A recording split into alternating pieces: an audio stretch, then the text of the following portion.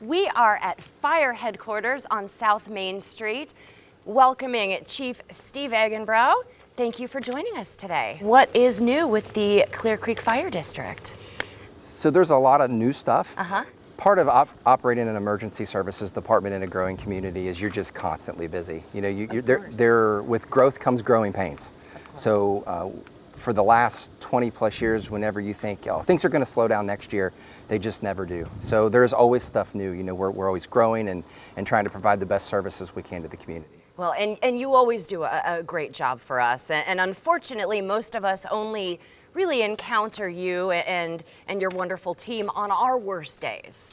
That's correct, yeah. Our routine days is most people's worst. And we always try to remember that when, while we do this all the time, people typically call 911 once, maybe twice in their life, usually. So it's typically their worst day. So, you know, we always show up and try to provide not only the great technical service of providing good emergency medical care or, you know, putting the fire out, but also doing it with compassion and letting people know that we truly do care about the community and the people that live here. Well, I can speak from experience. I know that you and your team definitely care, and you know that's evident every single day.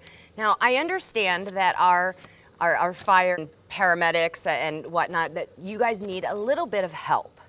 We do, yes. So, you know, you can't provide a service without revenue. And we're funded exactly the same way that schools are. You know, we're a special district, so we predominantly get our funding from property taxes.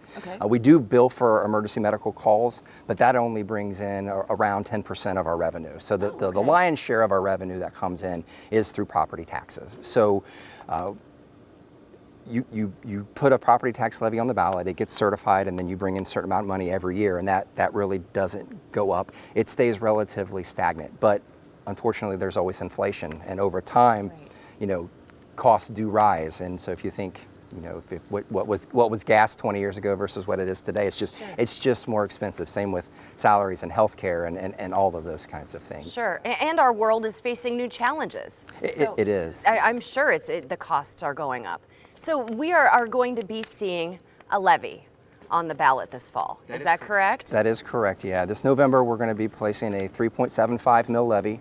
It's a continuous levy. Okay, so tell me a little bit about the levy and what it entails. So the last time we passed the levy was in May of 2001. Okay. So come this election, it'll be 19 years and 6 months, so almost 20 years. It's a long time since you've had a new batch of funding. Yeah, absolutely. So it's been nearly 20 years since we've had a levy. So that levy was supposed to last 10 years. When we passed it, that was what we put out. We promised that this levy will for sure provide funding for 10 years. So we've almost doubled that. So we were able to acquire over $3.3 million in grants over the last 20 years. So that was able to maximize our local taxpayer dollars. And another thing to think about with the levy is with this being a new continuous levy, one of the questions that I get from people in the community is, you know, why don't you renew one of the levies? Like the levy that's 20 years old, just renew that. Sure. And the thing about it is we're currently operating on 3 levies that are quite old. And when those were passed, the way levies were structured back then was 12.5% of the funds came from the state of Ohio. Okay. So those 3 levies are still bringing funds in from the state. It was essentially an agreement between local government and the state of Ohio that, you know, this is how this is going to work and we'll provide that. So fast forward to today, that no longer exists. So if we would renew one of those levies or all 3 of the levies to get us the funds that we would need, we would lose that 12.5% revenue, which is about $700,000, a little bit over that. That's a lot of money. It is. So instead of throwing that extra $700,000 on the burden of the local taxpayer, we're going to continue to maximize that leverage from the state. Sure. And then that's the reason why we're doing a new continuous levy. Fantastic, fantastic. So how long do you expect this to last? So this one will last at least 15 years. Okay. And like I said, the last one was supposed to go 10. We promised that, and we took it 20. So this one, you know, we promise it will go at least 15, hopefully longer. So, you know, we understand that when we go to the taxpayers and ask for additional revenue and to increase taxes, that's a big responsibility, and we take our fiduciary responsibility very seriously.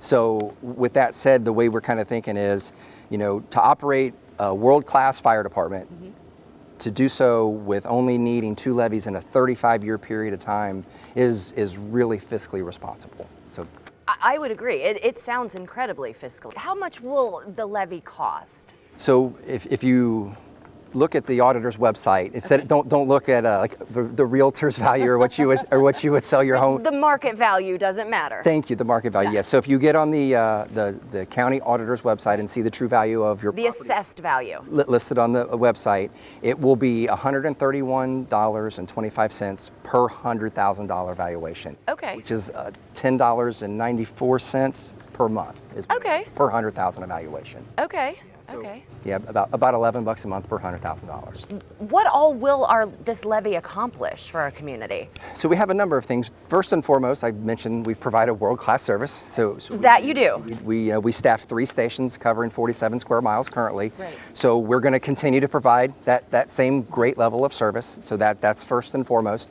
We do have a number of pieces of apparatus that are in need of replacement. Okay. So those are quite large capital expenditures. Sure. So we're going to be replacing those. We also have some facility needs. Our 2 outlining stations, a little bit cheaper, if you will, and it's kind of where we're needing to sort of pay the piper now, if you will. We actually literally, they're metal pole barns, and they're leaking when it rains. Oh, no. So we use sandbags and Flex Seal to keep the rain from coming into the stations currently. Sure. And if we don't find a more permanent solution, that's just going to lead to more problems with mold and things along those lines. So we're going to be doing some facility upgrades. That's a big part. We also are going to staff a 4th fire station. Oh, wow. So we're growing. We are growing quite a bit. We need to grow with our community. We do, and currently our response model, like I stated, we're 7 square miles, and we have 3 stations kind of in a triangle. Right. So geographically, the way we're located is very good, and we look at a couple things when we look at facility needs. Okay. So we look at response time. Sure. Because that's very important, and we do try to get to every emergency, or 90% of our emergencies in 4 minutes or less. That's really our goal. That's impressive. And that's both fire and emergency medical, Okay. because the American Heart Association says once you don't have oxygen to the brain for more than 4 minutes, there's really not much that they can do. Even if we get your heart beating again. Yeah, the damage is done. Exactly, yes. And then also with all of the new materials that are being put in home, back in the day when our parents bought furniture, everything was cotton and wood and natural fiber. Well, things today are all made of plastics, and even the stuffing in couches is plastic. So it burns truly like gasoline. Yeah. So when it catches fire, it just really, really gets going. And basically when a room becomes fully involved, we call that flashover. Sure. And that happens around 4 minutes or so. So we try to get there pre-flashover before the fire really grows out of control. So response time and geographical area, those are what we look at. So we worked with the Ohio Fire Chiefs Association about 3 years ago, and we did a strategic plan. Part of that plan was to do a facility needs assessment to see what we need to do. Looked at all of our run data, and when you look in the northwest part of the city, where like Dorothy Lane Market and that kind of stuff is up there, we have a lot of runs up there. Well, we have a station here on South Main Street by Heatherwood, and then we have a station on Lido 5 Points by the water tower, which makes that triangle good, but it really isn't. That northwest portion is an offshoot of that. So if you look at the data and you look at how many runs we have up there, and then we worked with the Warren County GIS department, and they broke down how fast we could get to certain areas based on road travel and speed limits on each road, that we just can't get to that area with our current stations where they are for the amount of call we have. So the only way to get there in the manner that you need is to put additional facility up there. So that's why we're planning to do that. And if anyone watches this video and would like to see more about that, I'd be more than happy to kind of show them that data. Sure. I mean, it sounds fascinating. And a couple other things we're doing is, a big thing is we're going to institute a community paramedicine program. I'm so interested in this. Sure. So I've talked to a number of people, and when we talk about it, they're like, well, what is that? So the word community paramedicine, or you also have heard it, or I've heard it referred to as mobile integrated healthcare, kind of the wave of the future for providing medical care to your community. So we currently have what we've always provided, which is an emergency response in an ambulance. So people call 911 because I need to go to the hospital. We respond with paramedics, we take care of them, we get them to a hospital to definitive care. But as our population is aging, there's a lot of other needs that people have that maybe don't quite require hospitalization, but they require more care than that they really can do for themselves. So what community paramedicine does is sort of bridges that gap, and it really provides a lot for that. Really is directed more towards the aging population. So it can provide a number of things to where if somebody, they live by themselves and they don't want to go to assisted living facility, but they need someone to help them a little bit, we can help them with that. So that, kind of go to make sure that they're taking their medications. And so when we build that relationship and we start providing those services, then we can go inside their home and we can talk to them and help them to say, okay, like we could do a fall prevention inspection. So we could walk through their house with them and say, okay, listen, this is a slip hazard with this rug here. So do you really need the rug? And if they say we don't, well, then we would remove it. If they say they really do need the rug, well, we could provide like double-sided tape. Exactly. Most people have the old style showers where you have to step over and get in. Well, we see a lot of people fall down in the bathroom, and the toilet is hard and the counters are hard, so they hit their heads, and a lot of times, or they'll break their hip and they fall like that, and then that's the beginning of the end. So we could get in there and kind of help them with certain things, and there's other resources that we could bridge that divide. We're really wanting to provide that stopgap measure that we really see is needed in the community. No, I think that's a great service to provide, and that will help everyone, not just the aging population, but those of us that are our age, we have parents that are aging, and we can definitely use help with that. Yeah, and those community paramedics, they'll be in a car. 70% of our calls are medical related. Sure. So we don't necessarily have a medical supervisor that provides supervision during those times. Okay. So that person that does the community paramedicine, when they're not functioning in that role, they'll also be responding to emergency calls, one with supervision, because that's kind of their specialty area. And then also a lot of times we have to send a fire truck to the call because they got paramedics on it too.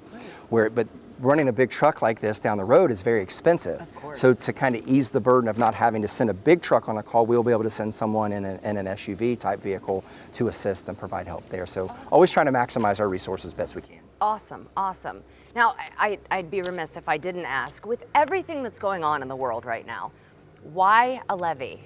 Yeah, this has been hard. It really has. But it really just boils down to funding and timing. We've been planning this levy for a number of years now because we ran our projections and we saw that we're just simply running out of money. We get money at the beginning and it just kind of runs out, and when the funds are gone, the funds are gone. Right. And so if we don't create additional revenue, then we're unfortunately going to have to cut services, and that's really our only choice. And so it's like, do we not do a levy and just cut services, which that's not fair to the community to cut their services without giving them the opportunity to provide input too. And they will be drastic cuts, and that's a big step. It's not like you're just, we've tightened our belts as tight as we can, and in order to provide the service that we provide, it just costs a certain amount of money. Sure. So when talking to people, it really, we thought we had every contingency worked out, but we certainly didn't have global pandemic on our list. Nobody planned on COVID-19. Sure. So before I decided to recommend to the board to put this on the levy, I did go out to the community and speak to a number of people. Mm-hmm. And it was interesting because they seemed to come down in two very distinct ways. Okay. One way they would come down is they would say, well, absolutely, your services are more important now than they've ever been. With this going on and everything happening, $11 a month per 100,000, we will find that. The other side is, man, times are really bad right now. You couldn't have picked a worse time for a levy. And I absolutely agree, totally understand.